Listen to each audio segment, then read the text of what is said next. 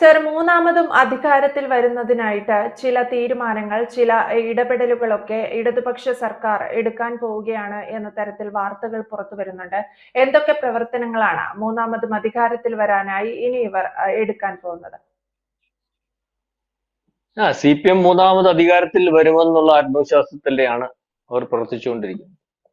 അപ്പൊ അതിന്റെ കാരണം എന്ന് പറഞ്ഞാൽ മറ്റ് പാർട്ടികളെ അപേക്ഷിച്ച് അവർക്ക് പ്രവർത്തന സജ്ജമായിട്ടുള്ള സംവിധാനങ്ങൾ ഉണ്ട് എന്നാണ് അവർ അവകാശപ്പെടുന്നത്.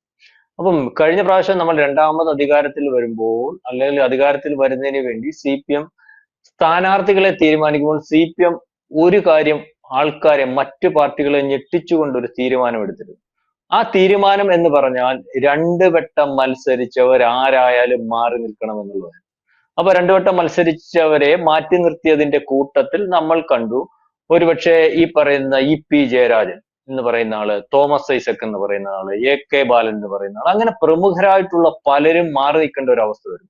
എന്നിട്ട് അവിടെ നിന്നുള്ള മറ്റാൾക്കാരെ മത്സരിപ്പിച്ചിണക്കെ പോലും അവരെ ജയിപ്പിച്ചെടുക്കാൻ പറ്റുന്ന രീതിയിലേക്ക്, അല്ലെങ്കിൽ അത്ഭുതപ്പെടുത്തി ജയിപ്പിച്ചെടുക്കാൻ പറ്റുന്ന രീതിയിലേക്ക് CPM അവരുടെ തീരുമാനം ശരിയാണെന്ന്, അല്ലെങ്കിൽ അത്തരത്തിൽ പാർട്ടി തീരുമാനം അനുസരിച്ച് പോകുന്നു, അല്ലെങ്കിൽ എത്ര ഘടാഘടിയന്മാരായാലും അവർക്കപ്പുറം പാർട്ടി സംവിധാനം അതാത് മണ്ഡലത്തിൽ ഉണ്ട് എന്നുള്ള രീതിയിലേക്ക് ജനങ്ങളെ തോന്നിപ്പിക്കുന്ന ഒരു തീരുമാനമാണ്. പക്ഷെ ഇപ്പം വരുന്ന ഒരു തീരുമാനം ഈ 2 വട്ടം മത്സരിച്ചവരെ വീണ്ടും മത്സരിപ്പിക്കാൻ തന്നെ തീരുമാനിക്കുന്നു. അതായത് ഇനി ഒരു പരീക്ഷണത്തിലേക്ക് പോകണ്ട, അല്ലെങ്കിൽ അത്തരത്തിൽ ആൾക്കാരെ മാറ്റി നിർത്തി വിജയ സാധ്യതയുള്ള മറ്റൊരാളെ കണ്ടെത്തുന്നത്, അല്ലെങ്കിൽ മറ്റൊരു സ്ഥാനാർത്ഥിയെ കണ്ടെത്തുന്നത് ഒരു പക്ഷേ ഈ പറയുന്നത് പ്രയാസകരമായിരിക്കും. അതുകൊണ്ട് 2 ടേം എന്നുള്ള തീരുമാനം ഈ ഇലക്ഷന് മുമ്പ് മാറ്റുന്നു CPM എന്നുള്ള രീതിയിലേക്കുള്ള വാർത്തകൾ വരുന്നുണ്ട്. ഇതിനകത്ത് കഴിഞ്ഞ പ്രാവശ്യം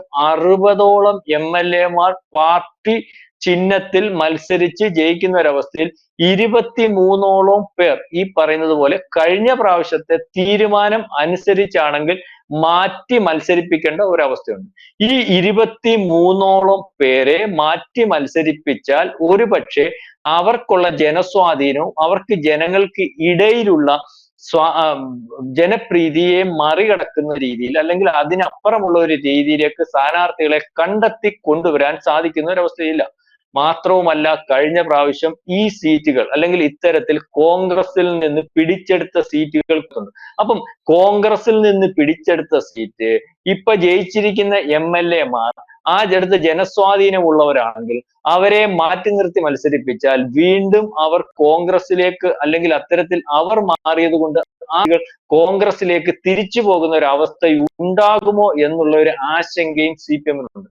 അപ്പം അതായത് ഈ പറയുന്നത് പോലെ ഇനിയും ആ തീരുമാനം മാറ്റെങ്കിൽ മാത്രമേ ഈ പറയുന്നത് പോലെ പിണറായി വിജയന് മത്സരിക്കാൻ പറ്റത്തുള്ളൂ. പിണറായി വിജയന് മത്സരിക്കാൻ വേണ്ടി ഒരു മാറ്റമെന്ന് നമ്മൾ വിചാരിക്കേണ്ട കാര്യമില്ല. പിണറായി വിജയന് മത്സരിക്കാൻ വേണ്ടി അദ്ദേഹത്തിന് മാത്രമായിട്ടുള്ള ഒരു തീരുമാനം എടുത്തു കൊടുക്കാൻ വേണ്ടി പാർട്ടിക്ക് സാധിക്കും. അപ്പം അതല്ല, ഈ പറയുന്ന ആരോപണങ്ങൾ 2 പ്രാവശ്യം അധികാരത്തിൽ വന്ന ഒരു പാർട്ടി, ആ പാർട്ടിക്കകത്ത് ഭരണവിരുദ്ധ വികാരം പൂർണ്ണമായിട്ടും ഉണ്ടാകും. ആ ഭരണവിരുദ്ധ വികാരം എന്നുള്ളതിനെ അതിജീവിക്കുന്നതിന് വേണ്ടി, അല്ലെങ്കിൽ ആ ഭരണവിരുദ്ധ വികാരം അതിജീവിക്കാൻ ജനസ്വാധീനമുള്ള MLA-മാരുണ്ടെങ്കിൽ അവരെ വെച്ച് തന്നെ അതിനെ അതിജീവിക്കാൻ വേണ്ടി സാധിക്കും എന്നുള്ളത് കൊണ്ടാണ് ഇത്തരത്തിലുള്ള തീരുമാനമായിട്ട് മുന്നോട്ട് പോകുന്നത്. മാത്രവുമല്ല, ആ തീരുമാനം CPM-ന് ഉതകുന്നതായിരിക്കും. നമ്മൾ പരിശോധിക്കുമ്പോൾ കഴിഞ്ഞ പ്രാവശ്യത്തെ മാത്രം ഒന്ന് പരിശോധിച്ച് നോക്കിയാൽ ഏതാണ്ട് 97 നിയമസഭാ മണ്ഡലങ്ങളിൽ കോൺഗ്രസ് മത്സരിച്ചപ്പോൾ കോൺഗ്രസ് ആകപ്പാട് ജയിക്കുന്നത് 21 MLA-മാരാണ്. കോൺഗ്രസിന്റെ ഭാഗമായിട്ട് ജയിക്കുന്ന 21 MLA-മാരാണ്. അതിനകത്ത് മുസ്ലിം ലീഗിനെ പരിശോധിക്കുമ്പോൾ 25 മത്സരിച്ച മുസ്ലിം ലീഗ് അവിടെ 15 ജയിച്ചിട്ടുണ്ട്. അപ്പം CPM-ന്റെ ഭാഗം നോക്കുമ്പോൾ CPM ഈ പറയുന്ന 77 മത്സരിക്കുമ്പോൾ പാർട്ടി ചിഹ്നത്തിൽ മാത്രം 60 ഏതാണ്ട് 66 MLA-മാർ CPM-ന് മാത്രമായി ഉണ്ടാകുന്ന ഒരു അവസ്ഥയുണ്ട് ഈ കേരളത്തിൽ. അതായത് ഏറ്റവും കുറഞ്ഞ, അല്ലെങ്കിൽ 77 സീറ്റിൽ മത്സരിക്കുമ്പോൾ ഏതാണ്ട് 80% അല്ലെങ്കിൽ അതിൽ കൂടുതൽ ആൾക്കാരെ മത്സരിപ്പിച്ചവരെ ജയിപ്പിച്ചെടുക്കാൻ പറ്റുന്ന ഒരു പാർട്ടി, അത്രയ്ക്ക് ശക്തമായിട്ടുള്ള ഒരു പാർട്ടി, അതിന്റെ കൂടെ നിൽക്കുന്ന ഈ പറയുന്ന മുസ്ലിം ലീഗ് UDF-ന്റെ ഭാഗമായിട്ട് നിൽക്കുമ്പോൾ 25-ൽ 15 കിട്ടുമ്പോൾ ഈ പറയുന്ന ഇതേ അളവിൽ തന്നെ 24 സീറ്റിൽ മത്സരിക്കുമ്പോൾ ഏതാണ്ട് 18 സീറ്റോളം മത്സരിച്ച് ജയിക്കാൻ CPIക്കും സാധിക്കുന്നു. അപ്പം അവർക്ക് അടുത്ത പ്രാവശ്യവും ഈ പറയുന്ന കോൺഗ്രസിന് 21-ൽ നിന്ന് എത്ര ഉയർന്നാലും എത്തരത്തിലേക്ക് വരാൻ സാധിക്കും എന്നുള്ളതിനെ പറ്റി ഒരു വ്യക്തതയുണ്ട്. മാത്രവുമല്ല ആ വരാൻ സാധിക്കുന്ന സാധ്യത കൂടി അടയ്ക്കുന്ന രീതിയിലേക്കാണ് ഈ 2 ടേം മത്സരിക്കുന്ന രീതി മാറ്റിയാൽ ഉണ്ടാകുന്നത് എന്ന് നമുക്ക് മനസ്സിലാക്കേണ്ടി വരും. അപ്പൊ കഴിഞ്ഞ കുറെ കാലമായിട്ട് പരിശോധിക്കുമ്പോൾ നമ്മൾ ഈ പറയുന്ന കോൺഗ്രസ് അധികാരത്തിൽ വരുന്ന സമയങ്ങൾ നമ്മൾ പരിശോധിക്കുമ്പോൾ VS-ന്റെ കാലം അല്ലെങ്കിൽ VS ഒരു ടേം മത്സരിച്ചു രണ്ടാമത് വീണ്ടും അധികാരത്തിൽ വരുന്നതിന് വേണ്ടി അല്ലെങ്കിൽ VS-ന്റെ നേതൃത്വത്തിൽ ഇലക്ഷനെ നേരിട്ടപ്പോൾ ഉമ്മൻചാണ്ടി അധികാരത്തിൽ വന്നു. ഉമ്മൻചാണ്ടി അധികാരത്തിൽ വന്ന സമയത്ത് പോലും കോൺഗ്രസിന്റെ മൊത്തം സീറ്റ് പരിശോധിക്കുമ്പോൾ 38 ആയിരുന്നു.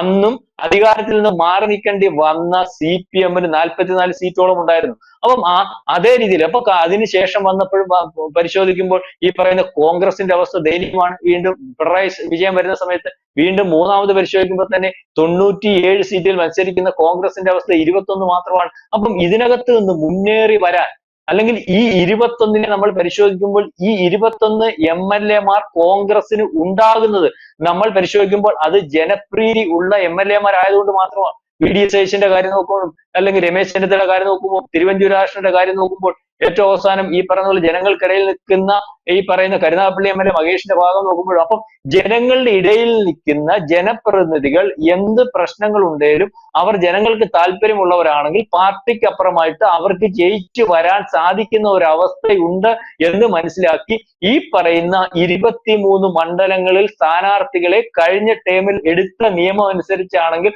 മാറ്റി മത്സരിപ്പിക്കേണ്ട ഒരവസ്ഥയിൽ നിന്നും അങ്ങനെ വേണ്ട, ഈ പ്രാവശ്യം അവർ തന്നെ മത്സരിക്കട്ടെ, അവർ ജനങ്ങൾക്കിടയിലുള്ള MLA-മാരാണ്, അതിനകത്ത് ഒരു പരീക്ഷണം വേണ്ട എന്നുള്ള രീതിയിലേക്കുള്ള ഒരു തീരുമാനവുമായിട്ട് CPM മുന്നോട്ട് പോകുന്നു. അതൊരു പക്ഷേ CPM-ന് അധികാരത്തിൽ വരുന്നതിന് വേണ്ടി വളരെ കൃത്യമായിട്ടുള്ള തീരുമാനമാകും. അത് തന്നെയാണ് പുറകോട്ടുള്ള കാര്യങ്ങൾ പരിശോധിക്കുമ്പോൾ നമ്മൾക്ക് മനസ്സിലാവുന്നത്. ഈ പറയുന്ന കേരളത്തിൽ മറ്റെവിടെ നിന്നും വ്യത്യസ്തമായിട്ട് കേരളത്തിൽ പരിശോധിക്കുമ്പോൾ ഏറ്റവും വലിയ സംഘടനാ സെറ്റപ്പ് ഉള്ളതും ഏറ്റവും വലിയ പാർട്ടിയായിട്ടുള്ളതും CPM തന്നെയാണ്. അതുകൊണ്ട് തന്നെയാണ് CPM ഈ പറയുന്ന തീരുമാനങ്ങളുമായിട്ട് മുന്നോട്ട് പോകുന്നത്. മൂന്നാമതും അധികാരത്തിൽ വരും എന്നുള്ള ദൃഢനിശ്ചയമായിട്ട് മുന്നോട്ട് പോകുന്ന ഒരവസ്ഥയുള്ളത്. മറിച്ച് കോൺഗ്രസിന് അധികാരത്തിൽ വരണമെങ്കിൽ ഈ പറയുന്ന 21-ൽ നിന്നും വളരെ വലിയൊരു മുന്നേറ്റം നടത്തണം. അതിനുള്ള സാധ്യത ഒരു കാരണവശാലും ഒരു രീതിയിലും ഉണ്ടാക്കി കൊടുക്കുന്ന ഒരവസ്ഥ ഉണ്ടാകുന്ന രീതിയിലേക്കുള്ള തീരുമാനങ്ങൾ ഇനി CPM-ന്റെ ഭാഗത്തു നിന്ന് ഉണ്ടാവത്തില്ല. മൂന്നാമതും CPM അല്ലെങ്കിൽ പിണറായിയുടെ നേതൃത്വത്തിലാണോ എന്നറിയത്തില്ല, CPM-ന്റെ നേതൃത്വത്തിൽ തന്നെ ഉള്ള ഒരു ഗവൺമെന്റിനെ കൊണ്ടുവരാൻ വേണ്ടിയുള്ള തീരുമാനങ്ങളും പരിശോധനകളും ഒക്കെ MLA-മാർക്കിടയിലും പാർട്ടിക്കിടയിലും വളരെ കൃത്യമായിട്ട് നടത്തി മുന്നോട്ട് പോകുന്നതായിട്ടാണ് നമ്മൾക്ക് ഇപ്പം വരുന്ന CPM-ന്റെ പ്രവർത്തനത്തിൽ നിന്നും വാർത്തകളിൽ നിന്നും ഒക്കെ മനസ്സിലാവുന്നത്.